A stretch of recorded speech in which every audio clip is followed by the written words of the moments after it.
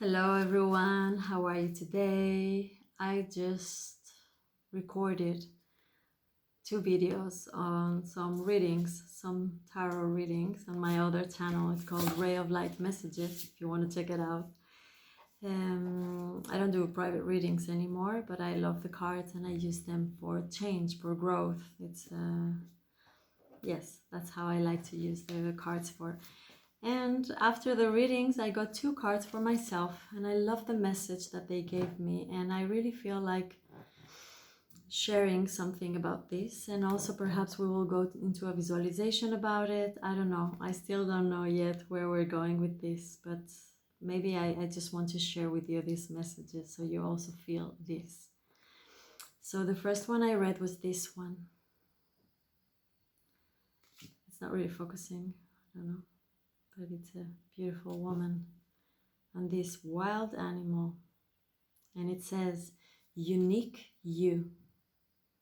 The more we are willing to become authentic rather than conventional, the more we will need to eschew, I'm sorry, I don't know this word and I don't know if I'm pronouncing it right, conditioning in favor of aliveness. Be willing to run the risk of being authentic so that you can live from your heart and experience real joy. How authentic are you in your life? How much are you showing who you really are? Or how much are you hiding who you truly are to be able to adapt? Or you want to be like others, you want to mingle in because you're scared of being different? Just think of that without judging it. It's just a self-reflective question, really, that I would like to help you here with. Because if you are not being authentic, part of you, the part of you that wants to express, the part of you that has a message, is dying and is feeling that you are kind of not being unfaithful towards yourself. So that part starts slowly dying. And slowly, it's stopping to speak with you. It's like your inner child. She's the one, our inner child gives us the joy, the creativity, the positivity, the great ideas, the fun. So if we are, no, I need to be like this, I need to be like everyone, I need to do this, I need to do that. Slowly, you are making her disappear, as well as your joy, as well as your creativity and your uniqueness. Because we are here to be unique, to be different. If we will all be the same, it will be so boring, really. So we have a tendency to judge whatever is not like us. And it's a shame, because we have what to learn from everyone. And we need to always remember that everyone, we are divine. And of course, we have our shadow side, we have our light side.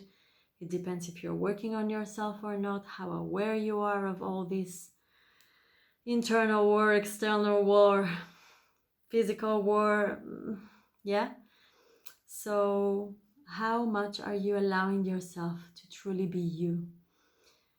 For example, my channel is starting right now. I have no idea. I don't even know where I'm going exactly. All I know is that I'm a therapist.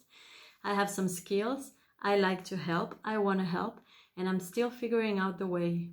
It's not perfect. I tend to improvise also when I do my treatments. And it's the right outcome. I mean, I know how I work. And I'm allowing myself just to be me. I don't have a perfect background. I don't have a microphone yet, but I'm here to help. So at least, in terms of being me, I am feeling happy because I'm being true to myself. I'm not, like when I had an Instagram account, people would tell me, oh, Keren, you need to do like this girl here or like this man here. And I looked at them and they had so many followers and they had their own magic, but it's not me. I cannot be, I'm not like that. I have different skills, you know, I'm less air, I'm more like deep, I'm a Scorpio. It's a different energy. And everyone will find their own, whoever helps them specifically. And we all come with conditioning, and we all fear to be different and to be not accepted. The difference is how aware you are of that. How aware are you of your own conditionings, social conditionings, cultural conditionings, family conditionings, our own self-belief conditioning, our own conscience, that's the big one. That the unconscious includes childhood and all of that, but be willing to run the risk of being authentic so that you can live from your heart and experience real joy. Kids is the real good example. A kid really knows how to be in the here and now, be in the present moment. Enjoy the moment. They are still not, they still don't feel the huge weight of all the conditionings that we are carrying along the years. It depends how their childhood is and how much we are allowing them to be free and to freely express their needs and their feelings and what they want. There's no perfect parent, right? There's, like Winnicott said, just good enough mother, you know. None of us are perfect, and we all come here with some things to work on.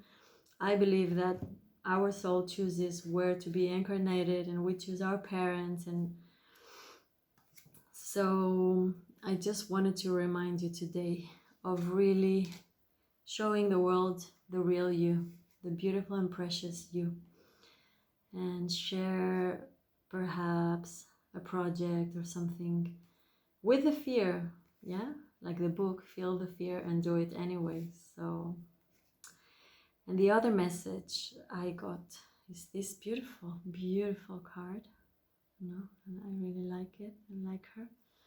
It's called The Divine Mother's Love. I'm gonna read it while I'm putting it here so you can see the image. If we don't trust our divine connection, we can feel like a lost child, uncertain, insecure, and afraid.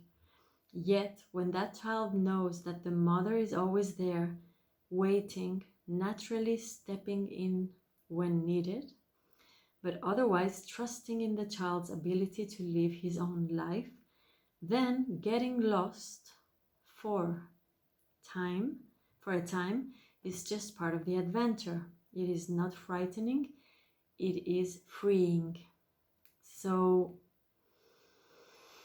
how much faith do you have in your divine connection and in your mother's love?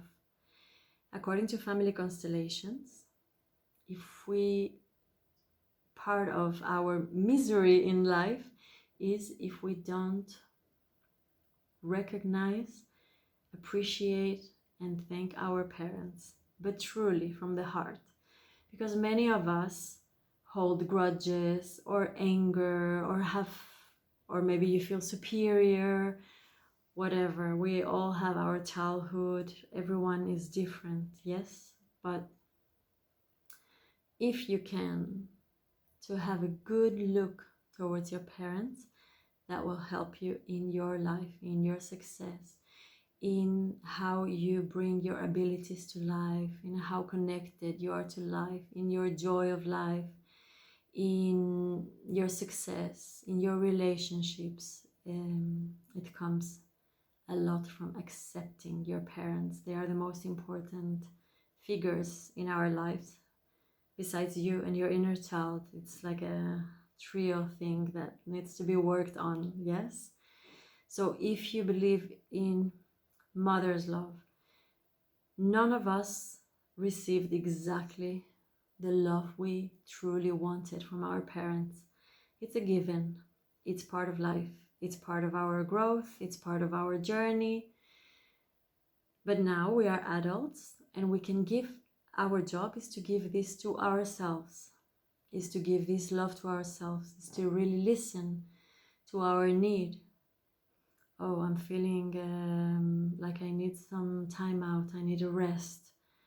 So only you can give that to yourself. If you don't listen to that and you keep going, perhaps you're going to get sick, so that you really rest after. Or perhaps we're getting messages all the time. Yes, first the messages are subtle, then they become stronger, then they become even stronger. So it's important to listen to the messages that we're getting from the universe, through people, through books, through whatever, for each one of, through this through this video, for example, as well. Yes, so I'm here also to remind you to first give yourself this divine mother's love, first towards yourself, towards your inner child, towards the wounds that you are carrying since childhood, or maybe something or someone that hurted you right now. So allow yourself to be embraced by yourself. If we don't do it to ourselves, we cannot expect others to do it for us. Every time we expect something, we are probably going to get disappointed, because it's never going to be exactly like we want. Exactly like we want is only we to ourselves. And if we want our friends or our partners to give us exactly what we need to communicate that. And if we want to receive that, we also need to know ourselves really well to be able to communicate our needs. No one reads our minds, right? So it's also speaking about not being afraid to get lost sometimes, to be in a place of insecurity, uncertainty, afraid. Actually, David Bowie said once that if you are in a place that I can't remember exactly the words, but something like, if you don't know exactly what you are doing, that's exactly the place you need to be, because that's exactly where there's something there interesting to work with. So I'm not saying that we always need to feel in uncertainty and live in uncertainty. No one would like that. We want some certainty, even though nothing is certain in this life, right? We're all the time kind of fighting to get certainty, and life keeps telling us, no, it's not like this, it's going to be like this.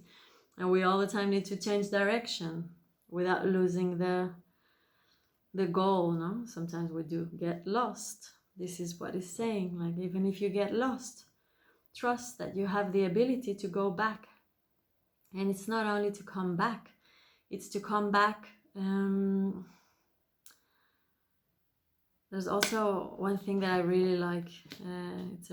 I had a really religious time in my life, a religious period. I'm Jewish. And there's something beautiful for me that it says that our connection with God is a rope. And we have a rope. And every time we do something that it's not okay, I mean, maybe in religion words it's like to do a sin, but I don't believe in that so much anymore. So, but if you do something that actually hurts you, there's cause and effect. If you do something that is going to damage your relationship with yourself, with the universe, so the rope breaks. And then you need to do some work to reconciliate that, right? For example, you hurt someone. If you hurt someone, if you are an aware person, an empathetic person, a person that cares, you will think with yourself and be like, maybe I did something wrong. So I'm going to approach this person and I'm going to tell this person, listen, I'm sorry if I did wrong to you, right? And then the connection is going to be reconnected by a knot. So in a way, it's like there's a knot. And when you have a rope with a knot, in a way, the relationship is closer because the rope gets shorter. So our mistakes are really to get closer to God, to the universe, to ourselves. If we really would know this, or we remember this, we would not be scared of making mistakes so much, or getting lost, or feeling sad, or so. Getting lost for a time is just part of the adventure of life. It is not frightening, it is freeing. When you know that you can deal with anything, when you want to work on the relationship with yourself, when you trust yourself, when you trust your abilities, that even if you fall, you know that you're going to walk again and walk again with a new understanding. And perhaps you need to be in the mud for a specific time, and then there will be understandings. So trust that this uncertainty is just to get you closer to your goal, to God, to yourself. Or yeah, this is my message today. I was gonna say without cards, even though I used 2 cards. So yeah, if you want a session with me, I don't do private readings anymore with cards. If you want, the other account is Ray of Light Messages. This is Keren or Uriel, because this is my name. And if you want a private session of body psychotherapy, of movement, or of family constellations, I'll be very happy. And you can send me an email and we'll be in touch. And I hope this helped you. Have a wonderful day. Until next time.